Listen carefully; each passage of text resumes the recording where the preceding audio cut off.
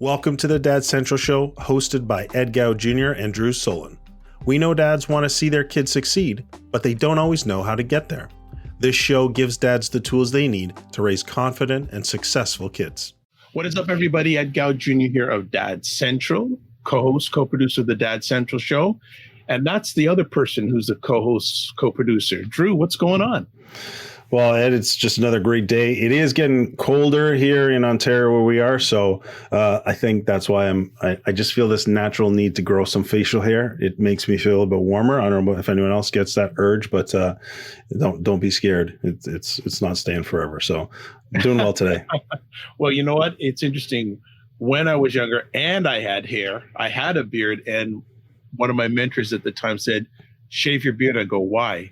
Because people think you're hiding your face. So I have not had a beard for years and years and years, but I'm getting an inkling to maybe do a goatee thing, but I'm not sure yet. I want to see Ed with a beard. I see like a James Harden sort of look for you. I'm like, that'd be great. Oh, no. Oh gosh, no. But you should do it. You know how many beard companies have come and say, "Hey, we'd love you to sponsor our product. You got to grow a beard." So, hey, opportunity knocks. Just grow that beard. There you go. Well, joking aside, the reason we're here is the Dad Central Show is sponsored by Dove Men Plus Care. Dove Men Plus Care believes that care is the best of a man, because when men care for themselves and others, there's positive impact, and we love doing it. And thanks and big shout out continuously to Dove Men Plus Care, because this is the only type of thing in the world that they're sponsoring. So there you go. Drew, what's going on? Well, it's always great to do these conversations because we learn so much. I personally learned so much. So it's a little bit of like help for me in this whole dad journey. And I think we just get to connect with some great individuals and learn a lot from them. So I'm excited to have Cam Hall today. And so Cam Hall is the creator of Fight the Dad Bod. It's been around since I think 2015. And he's also now the host of a new podcast called Dads Making a Difference. He also happens to be, of course, a dad. He's got 2 children. And I'm really excited to learn more about him, his story, and a little bit more about dads making a difference and how it can be a great support for fathers in this journey that we're all on together. So Cam, welcome to the show. Guys, thanks for having me, Drew, Ed. You know, you guys do such an awesome job with this podcast. It's an honor to be here and to spend some time with you today. And I gotta have my input. Listening to 2 guys talk about growing beards makes me a bit jealous, because I think I could try to grow a beard for probably the next year.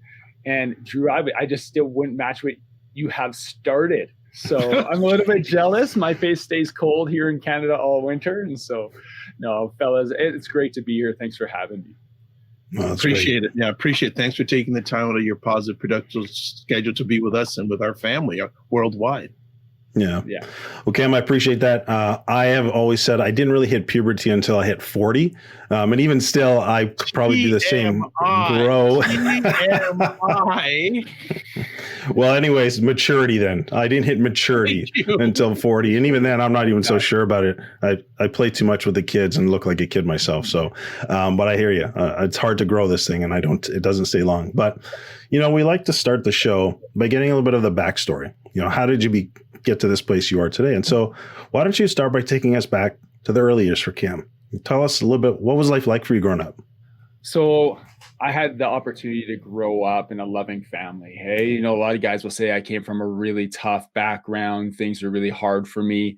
And we all face our hiccups and our struggles in our life. But I think back to growing up, I had 2 parents who loved me. I have 2 younger brothers, but we did face some hardships. You know, when I was about 12 years old, my family moved from a city, Calgary, Alberta, moved to a small town outside of Calgary, mainly for financial reasons. My dad worked in construction. My dad still works in construction to this day, you know, in his mid-60s. My mom was a stay-at-home mom. She ran some day home stuff when we were in Calgary, but was a waitress in a coffee shop when I was growing up. And, you know, I never doubted for a minute that my parents gave everything to my brothers and I to help us succeed. But it's amazing how when you get older, you start to reflect on little things that happened in your life, and you start to identify these little clues and things that were like, oh, wait a second, maybe life wasn't that good. My parents just worked really, really hard to make it good for us. I remember, I'll tell you a story about my first job. I was 14 years old in a small town. My mom was a waitress at a restaurant, and I got a job washing dishes as a 14-year-old kid. And, anytime you can make bank as a 14-year-old kid, that's pretty exciting. I wanted to save for a mountain bike. And by the time I was 15, the kitchen manager had trained me to cook in that kitchen. So I ended up cooking in kitchens and restaurants, short order, buffet style, everything, banquet type cooking for 7 years, because this is what I started. But I remember being 14, 15 years old and how there would always be this mistake pizza or this mistake order of food that my boss had made, and she's like so frustrated, and it would sit there on the counter, and at the end of my shift she'd be like, well, Cam, you can take that home and you guys can have that. And I thought it was the coolest thing, the free pizza and some food to take home. It wasn't until I had some real conversations with my mom about 8-9 years ago I realized that was done intentionally, that our family was having a tough time putting food on the table, that my parents were really strapped financially. There's a lot of stress in our household. And these are things I didn't realize as a kid, that these mistakes were not mistakes at all, but it was for a way for us to feed our family, and that the kitchen manager knew we were having tough times. She was friends with my mom. And so I would bring home for our family to eat. And I think back to that. And I think it speaks to the sacrifices we'll make for our kids, but the way that even as strangers, we can impact the lives of those around us. And so I grew up in that small town. I got to move back to Calgary as a 19-year-old, played university basketball, college basketball. I had a blast doing that. But it really started my pathway into fitness. And I'd always been like an athletic fit guy. I was the guy that you could jump out of the gym and run super fast. And that was fun in a small town. But when you get into a big city and you get on a university team, everybody can do that. And so then you were trying to figure out, where do you fit? Where do you fit with your peers? Where do you fit in the culture in which you're now a part of? And I struggled. I struggled a little bit in university, identifying who I was.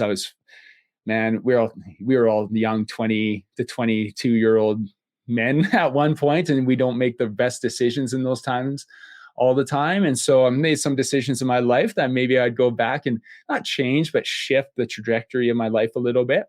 But what I got into was understanding that fitness was a way for me to escape some of the stresses in my life.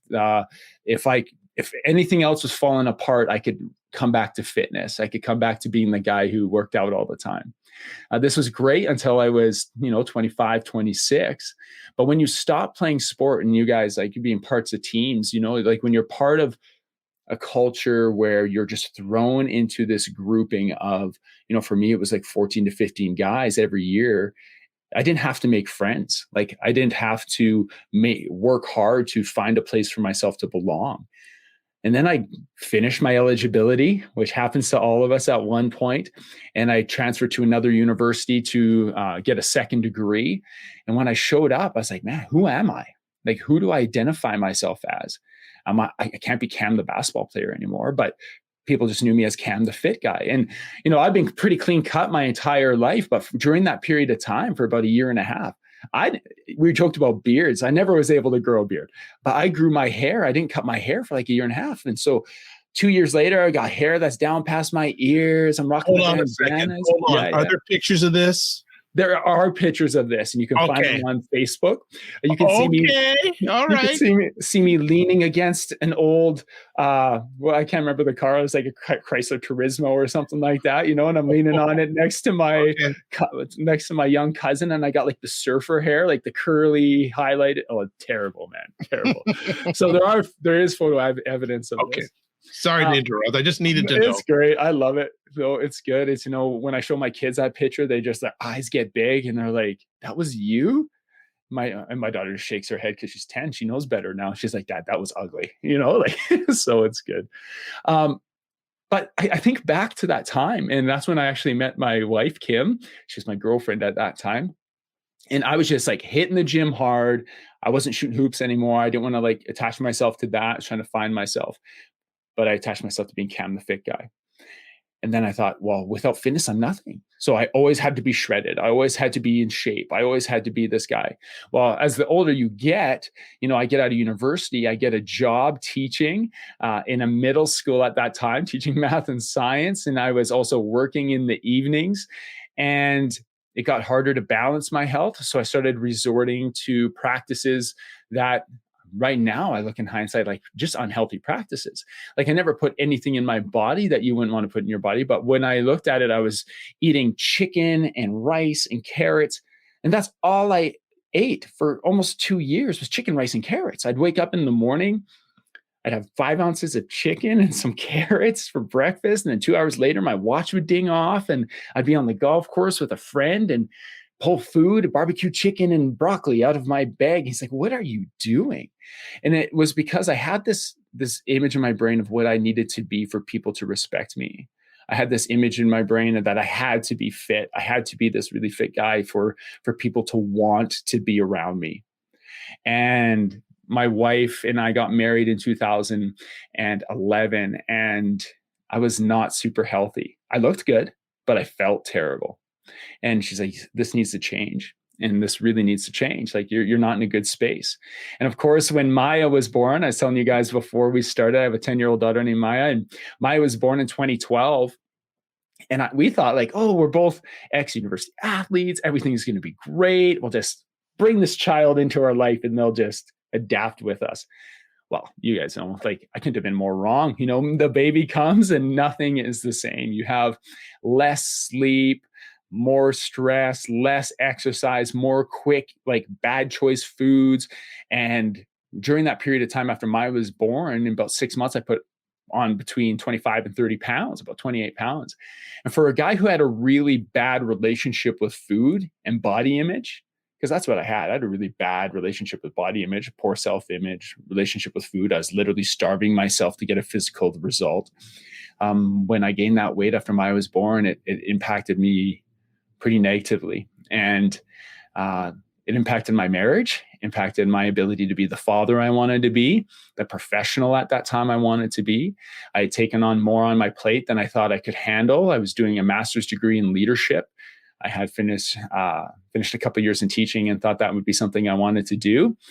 And so I resorted back at that time to just giving my body what it needed to starve itself and lose weight. That's all I wanted to do was lose weight and get ripped again, as a 31, 32-year-old guy. So I went back to chicken and rice and doing that. And I was miserable. And Kim, my wife, was just not having it. She's like, you need to change. Like, we need to do something different.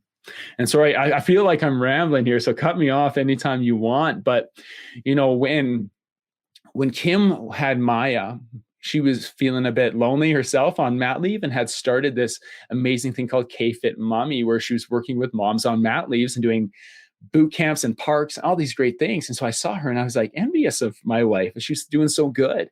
And so we went to a health and wellness conference in Vegas in 2015. It's 2014. We went and Kim's like, you need to come with me. Like, we need to get out of here. Kim was going to this conference. She's like, you need to come with me. We need to get just away from here. And at that point in time, I was a new assistant principal in an elementary school, had a year on my master's. My son, Braylon, had been born in June 2014. And so any weight that I had lost after Maya had come back plus after Braylon, and it was a bad spot. And at that conference, I met a guy who literally changed I'll say he changed my life, but he changed my outlook on fitness and what it meant to be a dad who was fit, who was healthy. That's a big part, healthy, mentally, physically, emotionally, and how I could, get back on track, being who I wanted to be, but being who I needed to be for my family. And we did that through nutrition and exercise. And so I followed the plan. He mentored me and I got amazing results.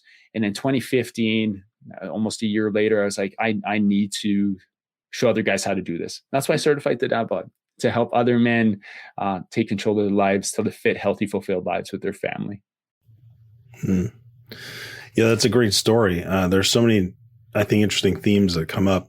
One for me is this idea of identity.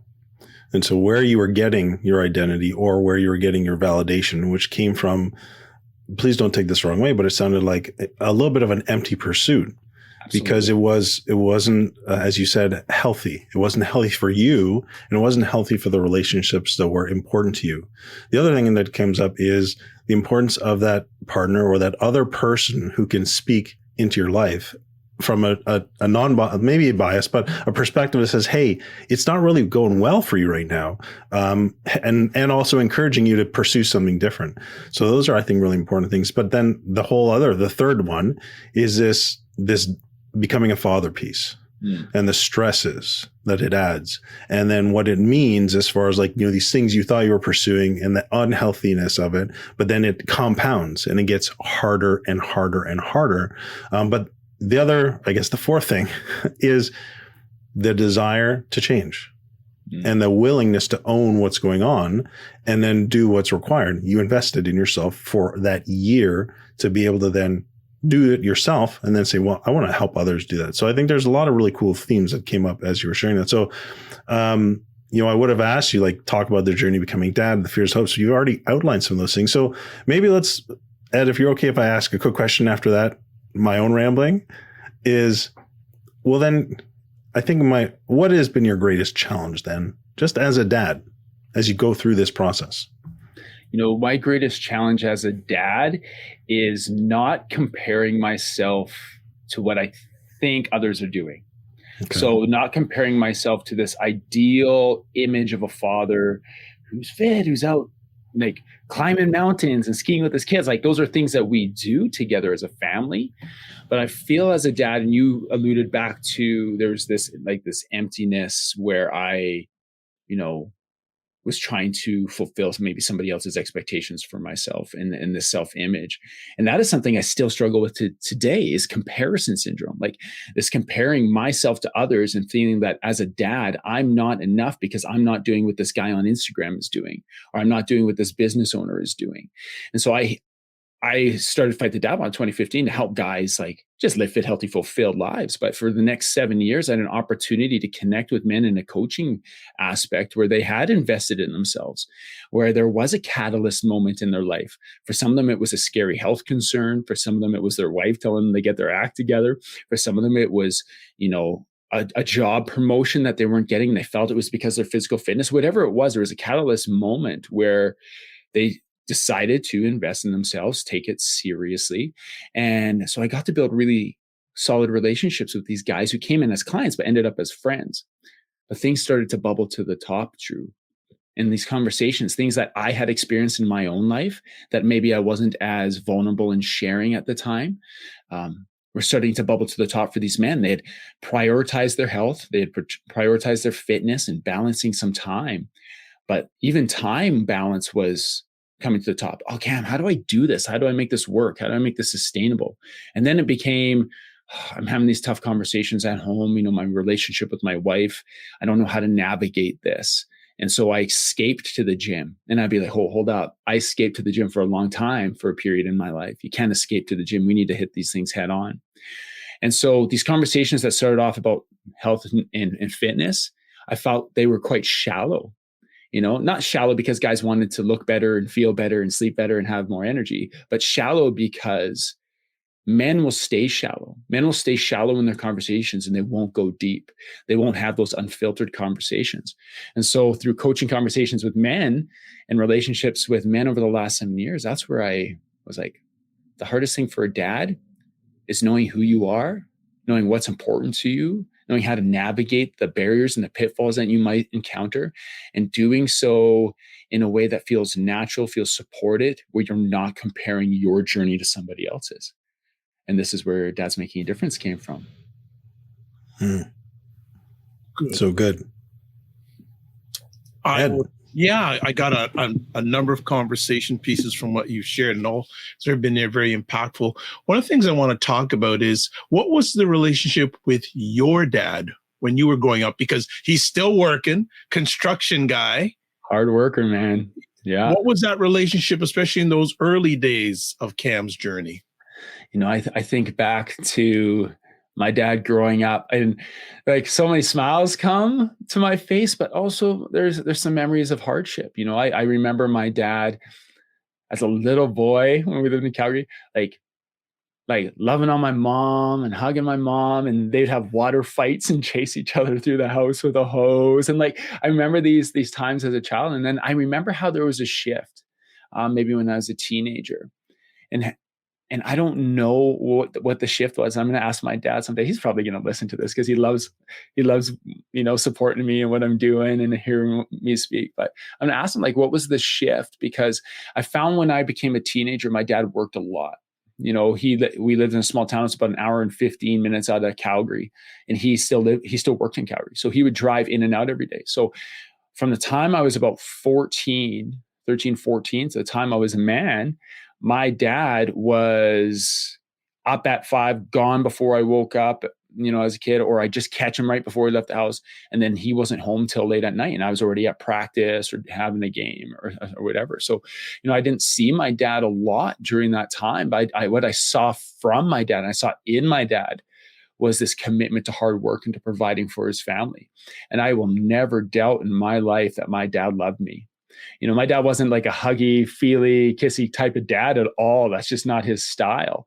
I'm that way with my son because that's my style, I've realized.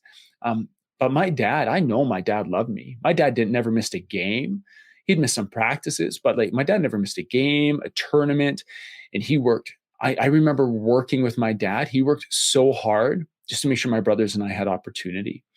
And, my dad never graduated high school. My dad worked in a service station when he was a teenager. My grandfather owned. And so it was just like, I just saw this quality of hard work and determination from my dad. And I think that's where I got it. And so right now, at the beginning, we were talking about things that were going on and how maybe one of the reasons that I find personally it hard to balance. I got so much on my plate. I'm always go, go, go. And my wife tells me to take a step back and take a breather. Is I saw how my dad worked so hard. And I feel like I need to be working hard all the time. Like I cannot take my foot off the accelerator. Whether I'm working, I still work full time, guys. Like I'm a vice principal in a large high school. I have Fight the Dad Bod. I have all these other things I want to do. I still need to be a dad. Like I still need to be present for my kids. I want to be the dad that doesn't miss the games, that doesn't miss the events. And so I think about my dad and my relationship with him, and I love my dad. He's still working hard, and he's working hard because he can't settle. He says he's retired or semi-retired. He's moved to this beautiful mountain town in British Columbia, and now he's just working for everybody in the community doing, renovations and touch-ups and stuff. Like I love that about him, how hard he works. But I also wish he would just take a breath.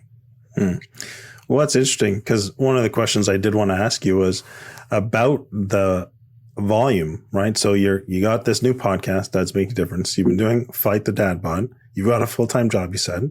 And so can you talk to us? How do you balance all of those things? You said you can't take your foot off the gas, but how do you balance being a dad, your family life, your career, your health, and the other parts of your life? To be honest, I can't. And so I had to be honest with myself. I had to be honest with my situation and say, I need to let some things go. You can't do it all. And if you're a father listening to this, hey, you can't do it all. I know we want to do it all, but you can't. And so I'm glad you asked that because I think it's an opportunity for me to be transparent of what's happened over the last year and a bit in my life. Full-time work. Obviously, we came out of 2.5 pretty tumultuous years, especially on the side of education. There's a lot of stress there, a lot of stress in my family. My kids were at home and not at home and back at school and back at home. And we all went through that. But, what happened at the beginning of the last year, beginning of 2022 was pretty eye-opening to me. I had Fight the Dad Bod rolling pretty good. There's lots of guys in that community. I was excited about dads making a difference. I was working full time. I was doing some business consulting and leadership consulting, and my body started to shut down on me. This guy who had prioritized health for so long, who people look to for advice on how to live healthy, my body started to shut down on me. I was like, what are these things happening in my body right now? And my doctor, I remember January 20th, I went to my doctor, I sat there and I said, I can't explain this. Like, I can't explain what's happening. I have this lump in my neck. I have, this irregular heartbeat. My wife, we had 2 instances in my house where in the middle of the night, I had lost consciousness. One of the times, my wife, I had actually got, this is embarrassing to say, but I think it draws a picture like how, what you see on the outside isn't always what's going on. Like on the outside on an Instagram, the guys thought I was super healthy and fit all the time. And here I was, maybe 6 hours later, I had tripped in the middle of the night, lost consciousness, smashed my face into the tile floor. My wife called the ambulance, and they're hooking me up to everything. And it was an eye-opening and very scary experience for our family. So in January 2022, I went to the doctor, said, I don't know what's going on. And so they had sent me to all these specialists. He's like, this is stress, man. Like, you need to take your foot off the pedal a bit, and you need to take a step back. And he's like, I know you have lots going on, but you need to prioritize the things that are the most important. These things that I had been telling men for 7 years, right? And just took a step back. He said, I'm putting you out. And so he actually put me on a medical leave for my job, which was terrible for me. I loved connecting with youth and the people I work with, but it was probably the best thing for me. So I was on a medical leave until things kind of simmered down, and our test came back negative and things were good for about 3 months. And since then, I've taken the foot off the pedal a little bit with Fight the Dad Bod. I still love that community, but I love my family more. And I dove into the podcast and just focusing on maybe a few things in my life that are really important right now that I'm excited about, and not trying to do everything at once. I have a follow-up conversation piece. What did you learn about yourself during those 3 months? That my greatest weakness is my inability to settle. My greatest weakness is not being there's a difference between being content and being complacent, right? I think we understand there's a difference there, or being comfortable and being complacent. I don't think I'm ever good with being complacent, but there's some times in your life it's okay to be comfortable. It's sometimes okay to be content with where you're at and just take a breather. And in that season of your life, say, okay, this is where I'm at right now. I don't have to do everything. And so what I learned about myself in those 3 months is that, one, I recharge on my own. I refresh on my own, and that allows me to bring more of myself to serve others when I need to and when I have the opportunity. I also learned about myself that I lack discipline. I lacked discipline to be able to manage the priorities in my life in the way that they are prioritized, instead of jumping back and forth from things. Yeah. Drew, go ahead. Yeah, there's a lot of great things that you've been able to share, Kim. And also, I really appreciate your vulnerability, talking about, hey, here's who I was and what I was doing for all these other men. But then what happened for me was really almost the opposite of what I've been sharing with them. And so that takes some courage to actually admit that. So I just want to acknowledge your courage and your ability to be vulnerable and say, hey, here's what's going on here. So I could really relate with that. And I think, the understanding of stress is real, and its impact on us as men, as fathers, is something that really does need to get talked about more. We just recorded a podcast with Dr. Stuart Shanker, and his research is about self-regulation, and his practice now and what he does is he teaches self-regulation. He actually does it for parents. He does it also for educators. And so it's a great reminder that, stress has a significant impact both on ourselves, but also those that are close around us. And if we don't understand how to manage our energy and manage the stresses around the world, it has a real negative impact. And so clearly your story examples, I've also learned that as well. So I'm going to share a brief story. I'm currently going through a very high conflict separation. One of the things that has happened through this period of time is I've had to take time off of work, and I've had to just be unloaded from all the things, because I've been very similar to you. Don't really take my foot off the gas. I just go, go, go. And I really resonated with this content versus complacency. I've always been like, well, go to the next goal, achieve the next goal, work hard towards the next goal. And this was a huge blow to that. So your health scare was your blow. For me, this huge significant separation and such high conflict was a huge blow to that. And so this time of being able to quiet or to be, offloaded of some of these stresses that we, willingly sometimes just take on because we feel like I can do this, I got this, has been a real eye opener. And I now know there's only so much I can handle. And I am very conscious and intentional now to simply move things off my plate. And I don't jump into where I would have been, oh yeah, I'm all over that. Okay. How does that fit with me right now? And I think we all a lot struggle with this idea of prioritizing. Not only prioritizing, but then also how many of these priorities can you actually handle right now? So anyways, I don't want to take up too much of this time talking about me, but I can certainly resonate with that. And I think there are a lot of dads who could. You want to comment? You go ahead. Yeah. Can I comment on that? Because I think maybe this is a question for you guys too, is I see this narrative, maybe it's a conversation for another day, but I see this narrative right now amongst men where being manly or manhood has to do with doing exactly what you just explained. I have to do everything. I have to be this. I have to do this. I have to accomplish this. I need to be this example for my kids. I need to be this husband or this partner. And I think it's just like pressure, subtle pressure that guys subconsciously feel, where they have to do that all the time. And I'm seeing more and more guys like go through experiences like you're going through or like that I went through, and then have that realization of, wait a second, who am I trying to measure up to, right? What is this measurement of manhood that I'm getting on Twitter that I'm trying to measure up to? Anyway, so I appreciate you sharing that, because I've heard that often, in guys' stories. Yeah. I think it tends to be a badge of honor. Look at all we can do, but the reality is, how well are you doing it, and what's the cost?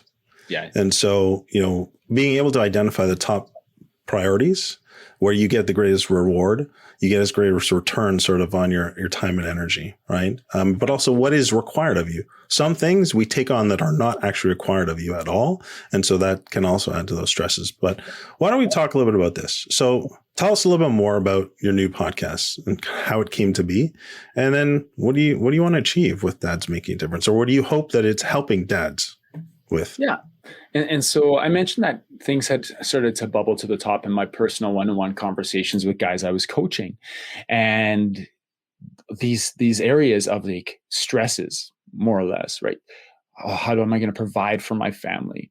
How am I going to maintain my physical health? How am I having passion with my spouse? How am I, playing and being present with my kids? Like, what is my purpose? What are the things that I'm really after in my life? Because I don't know, I'm a couple of years over 40 right now. And I don't know if it's midlife crisis, but it's just this thing in your head. It's like, what am I going to spend my time doing? What is a priority? And what am I going to prioritize? And so I started to have I was going through my coaching column notes, and I started to see these common themes kind of bubble to the top. And it's like, well, men, like you just said, will try to take everything on. And one of my mentors will say, you'll go 2 miles wide and an inch deep. But instead of go 2 inches wide and go a mile deep, like focus on a few things and do them really well instead of doing so many things poorly. And so I said, I said to myself, and I was talking to my wife actually, and one of my mentors, I said, men need a place where they know that this is normal, but that it's not acceptable just to stay there. Like, we want to be able to grow. We want to be able to aim for growth in what we're doing and take ownership over that process. And it may sound cliche, but you need to know your real deep why in doing that. And so I use those 3 things to form this filter for guys with dads making a difference. We want to be dads who are making a difference in our family, a difference in our businesses, a difference in our health, and a difference in our community, because there's a huge part of service that comes with, fulfillment and finding yourself and balancing your life. And so that's where Dads Making a Difference came from.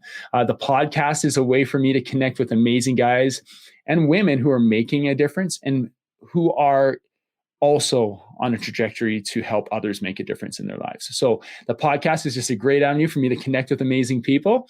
And then the Dads Making a Difference Mastermind is where we can bring amazing men together, dads who want to commit to making that difference in their family, their business, their community.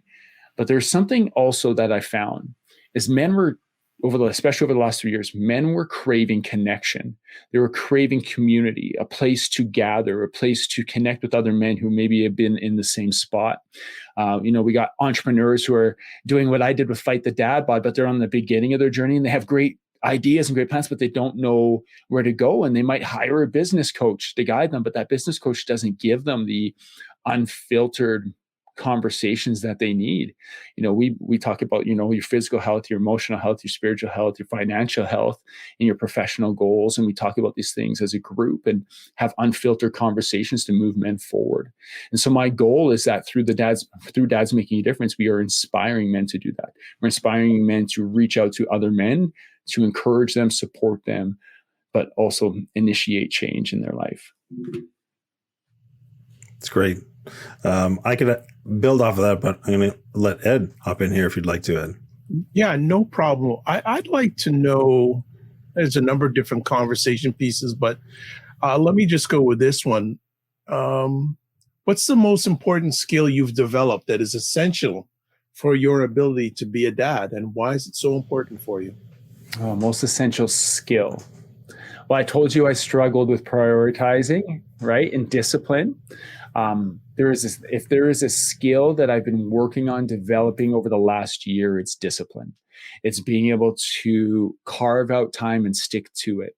It's being able to not get sucked into, literally just get sucked into my phone and not be present when I'm with my kids. It's the skill of being more disciplined and more present and more mindful. I think that's the most valuable skill. I am not good at it yet. I'm continuing to grow in it. But that is probably the most important skill I have experienced growth in over the last year and a bit. Okay. Earlier on in the conversation, you shared how you showed your picture with your flowing hair to your young kids. Yeah. Talk about it. Talk about sharing some of your story with your kids and how important it is for fathers to do that. I don't know if you guys know this, but anyone listening to this, next time you tell your kids a story, any story about when you were young, or like when Kim and I will tell about how we met. And so my kids are just like transfixed to that story. Tell us another story. My son literally said in the car the other day, can you tell us another story? So it's so cool to see how interested they are in how I grew up, and how mom and I met and all of that. But it also makes me very mindful that they're always watching. They're always watching and they're listening. And so I'm very conscious of how I say things. My relationship with Kim is very important. We've had some ups and downs, and I've made some mistakes in but our relationship, our conversations with each other, I'm very careful about tone and how I respect Kim in our home, and likewise how she respects me. But when I'm telling stories to my kids, and the importance of telling stories to your kids, it makes you more human. Right? And this sounds silly because you're their dad and they know you're human, but it also gives this opportunity for your children to connect with you in a way that's not you telling them what to do or how to do something. Instead, it gives an example of a story of where they're like, oh, dad did this, so I can make mistakes too, and it's okay. Like I can take risks, and it's not the end of the world. And if I make a mistake, dad's there to either support me or to help guide me in the right direction. There's such a power in story with your kids, and it builds this connection and relationship that goes deeper than just the day-to-day interactions that we might have. Cool. I'll fit in one if I can get one more quick one in. How has being a father changed you? It has made me less selfish. I think to how I struggled in my late 20s with my health and fitness journey. It was selfish. It was shallow, and then I became a dad. And the second you hold that child in your hands and you look into their eyes, you're like, oh my goodness, I'm responsible for you. Like, I don't know how to do this. Like, it's intimidating, but you start to be selfless. You start to I will do absolutely anything for my kids. Like, it's weird. Like, in our home, like, I love Kim. Kim is my wife and she is our priority. And so my relationship with Kim takes priority. And then it's my relationship with my kids. And so, with that, I think it changed me just to give more of myself to others. Even in those little acts of service with my kids or inspiring them to help others as well. I don't know how it's changed me. I'm not as selfish as I was before I was a dad. Yeah. It's not about me. Sounds like a leader who recognizes his role it's not about me. It's really about the others that I'm serving and helping them achieve their potential. So I think that's great. Thank you so much, Cam. One quick question for you. Well, maybe two. This first one, if there's one piece of advice you'd have for dads who wanted to make a difference, what would that be? One piece of advice. Actually, I'm going to go back to what you just said about leadership. If you want to be a leader in your home, if you want to be a leader in your community, a leader in your business, whatever it is, making a difference, the word legacy comes up. But to be a leader and to leave a legacy means that you need to get results in a way that builds trust. There's a book, The Speed of Trust by Stephen M. R. Covey, and he says that leadership is getting results through a way which builds trust. And so if you're a dad that wants to make a difference, build trust and build relationships first with the people around you. And that will help you step into that role where you can truly leave a legacy for your family. I think that's a great and very fitting end to, and a piece of advice for dads, but end to our conversation. Build trust by building relationships with the people around you that matter the most. That's fantastic. So, Cam, it's been a real honor to have you on the show. A real treat to hear your story, to hear your energy, to hear your passion, but also your vulnerability. So where can people find more about you if they want to connect with you? Yeah, if you want to connect with me, dmdmastermind.com is about dads making a difference. You can go there. There's also dmdpodcast.com, though they might end up at the same space. You can connect with me on social media. I'm still everywhere at Fight the Dad Bod. It's just where we built a big community that's vulnerable and open. So you can connect with me there. Or I'll give you guys my email address in the notes too, and so you can put that in. People can reach out to me directly. Okay, well, that's great, Cam. Thanks so much for being here and sharing your story with us. Well, thanks for having me. Like I said, it's a pleasure. I enjoy listening to your guys' episodes, and you're doing such a great thing here. And I can't wait to hear more. I will just leave off saying, Cam, thanks for taking the time. And one of the messages I always share, especially with dads and fathers, that I think resonated in this conversation is don't just manage your time, manage your energy. And all dads and fathers out there, remember to give yourselves grace. Mm-hmm. Absolutely. All right. So thank you so much. Please stay in touch, and we're here to serve you and your community anytime. Of course. Thanks, guys. Thank you. All right. That was a good episode, Drew. You did it again. You rocked the house. I'm not sure what you're talking about, other than we're a good team.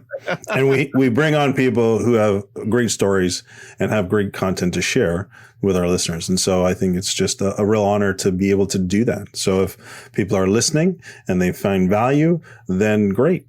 Keep listening. Share with people that you think could find some value as well. Write back to us. Tell us more about either the show that you loved, what you want to hear more of.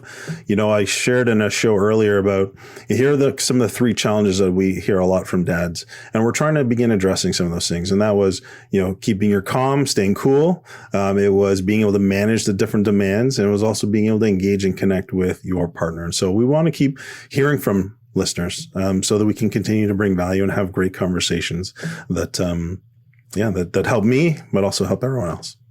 Excellent. Well, if you want to contact us, podcast at dadcentral.ca. If you want to listen or watch the shows, dadcentral.ca/podcast.